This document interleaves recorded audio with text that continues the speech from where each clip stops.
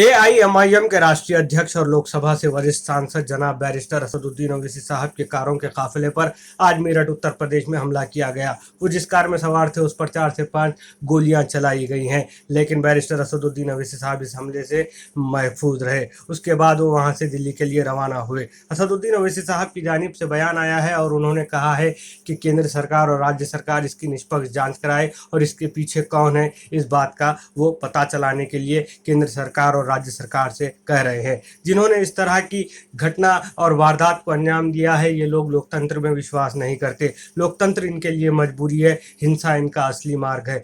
जबकि लोकतंत्र में वैचारिक मतभेद हो सकते हैं, लेकिन लोकतंत्र कभी हिंसा की इजाज़त नहीं देता, हिंसा की अनुमति नहीं देता। ये हमलावर लोकतंत्र में विश्वास नहीं करते, बल्कि ये लोग हिंसा में विश्वास करते हैं। बैरिस्टर असदुद्दीन ओवैसी साहब देश के एक बहुत बड़े नेता है, जन नेता है, और उनको देश भर में एक बहुत बड़ा समर्थन हासिल है। और इस तरह से इतने वरिष्ठ नेता पर इस तरह का एक हमला हो जाना ये बहुत ही निंदनीय है। और जो लोग इस तरह का हमला कर रहे हैं वो लोग हकीकत में बुज़दिल लोग हैं। बैरिस्टर असदुद्दीन ओवैसी साहब की आज देश और कौम को ज़रूरत है, ऐसे नेताओं की देश को ज़रूरत है। और इस तरह की वारदात ये बहुत ही निंदनीय है और इसका जितने भी निंदा की जाए कम है। और इस तरह की वारदातों पर रोक लगाना ये सरकार का काम है। जबकि भारतीय जनता पार्टी इन उत्तर प्रदेश विधानसभा चुनावों में लॉ एंड ऑर्डर को लेकर के, कानून व्यवस्था को लेकर के एक बहुत बड़ा मुद्दा बनाए हुए है। भारतीय जनता पार्टी का लॉ एंड ऑर्डर